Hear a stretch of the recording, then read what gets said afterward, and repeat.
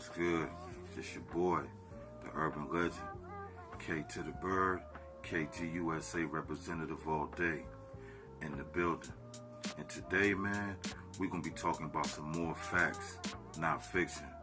And the artist we're going to be focusing on today is the big homie, Frayser Boy, aka Frayser Bizzle.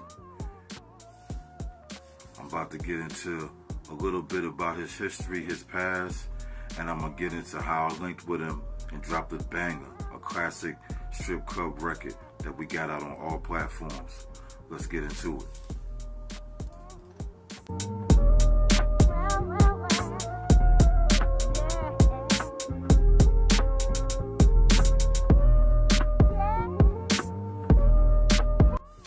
Alright, Frayser Boy, aka Cedric Coleman, aka Frayser Bizzle, grew up in Memphis, Tennessee, you know what I mean?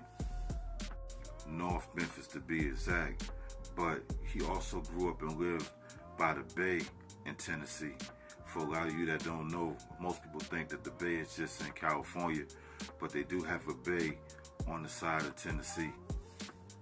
So anyway, man, Frayser Boy came up just like any other person that grew up in Tennessee, man. You know what I mean? Came up doing this thing in the music.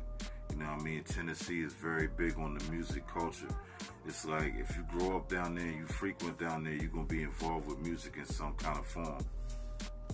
So Frayser been doing this thing in high school, you know what I mean? Rapping, doing a little bit of music, but not taking it seriously until he got discovered by DJ Paul.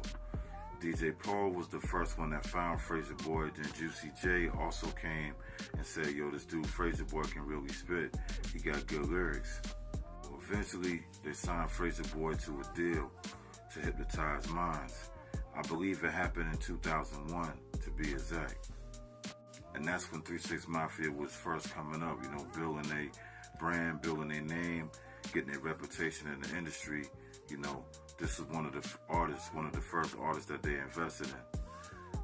So Frayser Boy did his thing with them, you know what I mean, being featured on certain albums, you know, contributing to certain songs, certain verses, giving niggas ideas, certain formulas for tracks. And then he just kept on pushing with the label. And then in 2003, he dropped his first solo album, which was called Gone on That Bay. Gone on That Bay, man. And if you know about Gone on That Bay, that's a classic in the South, you know, certified classic in the South. I think it went gold, but as far as like the people, the way people received that album, the album was a classic. Everybody in the South was very familiar with this album. It had crazy production. It had a lot of good features on it. I think everybody from The Quick was on it. Gangsta Boo was on it. Rest in peace. Project Pat was on it. Crunchy Black was on it. DJ Paul was on it. And DJ Paul produced every track on it. So it was pretty hard, man. It's a very good album. If you haven't heard Gone on That Bay, you need to go check that out ASAP. After the Gone on That Bay, he was getting some success as a solo artist, so he started focusing on doing shows, doing more features, getting himself out there more, you know what I mean, trying to build his brand. So like in 2004 or 5, when DJ K-Slay was buzzing and first came out, and had the Streets on Fire with the Street Sweeper series, you know, he was featured on that album multiple times. And it was a real album. You know, DJ K-Slay was known for doing mixtapes. Rest in peace, DJ K-Slay, because he a legend too. At this particular time, he was focusing on doing the album, and that album was called The Street Sweeper. And on that album, Frayser Boy appeared on like 3 or 4 tracks, but the most track that everybody know, yeah, he was on 3 or 4 tracks, but the most notable track was We Don't Give a Fuck Where You From. And that song had 3 6 Mafia on it, it had Little White on it, and it had Frayser Boy on it, you know what I mean? And that shit, if you haven't heard that song was crazy, man. DJ K-Slay was in the video screaming. Shit was filmed in New York, Tennessee, and I think it was filmed out west too.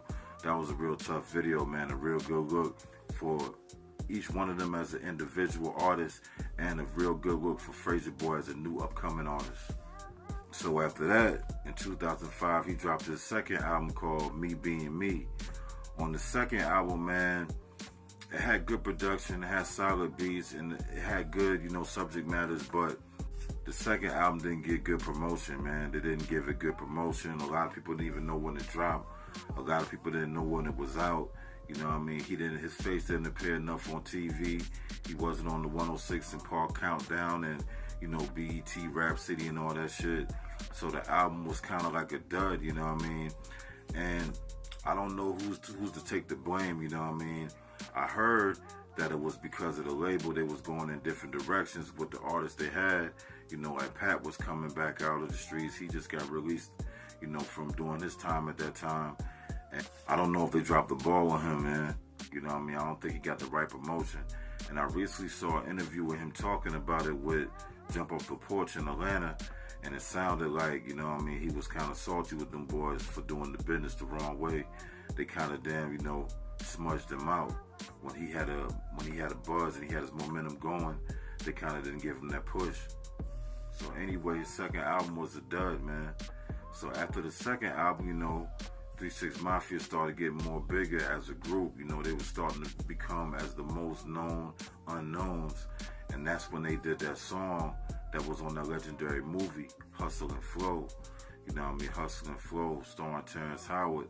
That legendary movie, man. And it's a song on that movie called It's Hard Out Here for a Pimp. And that song, Hard Out There for a Pimp, a lot of people think that it was just made for the movie and Terrence Howard came up with it, or 3 6 Mafia or Juicy J or DJ Paul came up with it. But the person that really wrote that song, came up with the idea, was Frayser Boy. And the other person that contributed to that song lyrically on the lyrics was Capone, Al Capone, you know what I mean? Another Memphis legend, straight up and down. They the ones that penned that whole track, you know what I mean? They came up with the idea. And DJ Paul and Juicy made the beat. And when they let John Singleton hear it, you know what I mean, he wanted that track. Out of all the tracks that they already did for the movie, he specifically wanted that track. He said this track has to be a part of the movie and it has to be, you know, put on a major platform and promoted the right way. So that's why that song, Hard Out Here for a Pimp, is known. Like everybody remembers that from the movie. It was captivating, you know what I mean? It was a good record. And that record was so successful that record won an Oscar, man. So Frayser Boy got an Oscar under his belt. An independent artist that came up on the grind got an official Oscar. You know what I mean? If you go check out his Instagram, check out his page, you can see he always pulling up with the Oscar, you know what I mean? And they got it in the Memphis, I can't remember exactly where, if it's in the library. It's one of them buildings downtown Memphis where they got it in there, you know what I mean? So that's major, man. That's a major look for Frayser Boy. He did his damn thing. They come up with that song, to create that song and that flow, that pattern, you know, that's amazing, man. That song was special, you know, it did what it's supposed to do. After the success of that song, man, it seemed like the relationship between DJ Paul, Juicy J, and Frayser Boy didn't work out, you know what I mean? It didn't go right, you know, because me personally, I think at that time, when they had the success of that record and everybody knew about Frayser Boy contributing to it, I think it would have been a good time to drop an album from him real quick at that time. But, you know, 3 6 Mafia was still riding the wave from, like, them songs like Pop My Collar or Stay Fly. You know what I mean? All them songs that had just dropped like a year before that movie dropped. So they were still riding high off they buzz, so they probably was focused on what they needed to do. So I ain't trying to say that they was right or wrong, but I can understand why Frayser Boy would feel a little salty about the way things turned out. So anyway, after that, Frayser Boy came back with one of his best albums in my personal opinion. This album was a banger, yo. This is like my favorite album from him. It's called The Key. You know what I mean? The Key. That was his third album. The Key, man, The Key was a classic. That album is so fucking hard. It's so ridiculous, you know, with the way he come in with the styles, with the flows, the beats. You know what I mean? For everybody out there that want to get an idea of how dope this album is, it's got that vibe of like Young Dolph shit, and it's got the vibe of like some Project Pat shit. So put them two together, and you got some good Frayser Boy sauce, you know what I mean? And I'm telling you, you should go check that album out. So anyway, after that, man, you know, my boy Frayser Bizzle been on his grind, you know, doing his thing solo, you know, making his business on his own, being an independent artist since that time from 2008 on up to now. You know what I mean? He's did other things besides music. You know, he did documentaries with Snoop Dogg, Terrence Howard. They did a documentary together called Take Me to the River. You know what I mean? Take Me to the River. It's a documentary. If you haven't seen it, you should probably go check that out too. And he was involved in a couple of more independent films, not documentaries, but real movies. So Frayser Boy been doing his independent thing, you know what I mean, networking. So in all that time when he was doing all his networking and movies and everything like that and the music independently, he moved to Georgia. And when he moved to Georgia, he linked up with somebody I knew, a good close friend of mine, man. It goes by the name of Jimmy Cole. Yeah, my boy Jimmy Cole out there in Decatur, you know what I mean, out there in Georgia, keeping it G. He ran into Frayser Boy back on some street shit, not even on some music shit, on some, you know what I mean, on some, you know what I mean, I ain't gonna get into it on here, but they met on some non-music shit, on some non-business shit, on some other type of business shit. But anyway, they built a relationship and they became friends. And me and Jimmy Cole was already tight, so, you know, when I was working on an album, I was working on that Volume 2, LL Cool Bird, I reached out to my boy Jimmy Cole and said, yo, you think we can get that song with Frayser Boy? And he was like, all right, I'm going to get with him and see what's going on, see how his schedule looking, see what he can do, and see if he can knock it off for us. See if he can knock it off for us for the love, you know what I mean? Not really trying to tax us and just, you know, giving us what we need. And Frayser Boy, you know, he was a good dude, you know what I mean? He ain't really try to tax nobody, you know what I mean, for the feature, nothing like that. He was seeing that, you know, him and Jimmy Cole was cool, and then he was like, yo, that boy K Bird, he do a lot of music with a lot of people I work with, like Project Pat, you know what I mean, Flip, so I see he out there grinding, so it might be a good look for us to do this record together. So we got into the studio, man, and put that shit down. And the beat for that track, man, I got that track from another person that stays in Atlanta, but he's from South Carolina, but his name is King Kevin. He a good producer, you know what I mean? And he came together and put the track, you know, together, gave it that nice little bounce with that bass and those cowbells and shit like that, some real strip club anthem type shit. And you know what I mean, that shit came out right. And we sent Frayser Boy the beat, he dropped his hook on it. And you know what I mean, Jimmy Cole dropped his verse and I dropped my verse, and man, we had that shit out done in probably like a day. You know what I mean? And that song was called What That Mouth Do. Yeah, What That Mouth Do. If you ain't never heard that What That Mouth Do, you should look that up right now. I guarantee you ain't gonna be disappointed, because all three of us snapped on that shit for real. Real talk. And ever since that moment, man, me and Frayser Boy was cool, you know. I follow him on the gram, he followed me back on the gram, you know, every now and then I hit him up with a message, you know, show him support when he doing something, you know what I mean? Anytime I see anything that he's doing or involved with come across my timeline, and he do the same for me as well, you know what I mean? When I'm doing something or promoting something, he usually show love, and I appreciate that, you know what I mean? Because in this business, everybody cutthroat.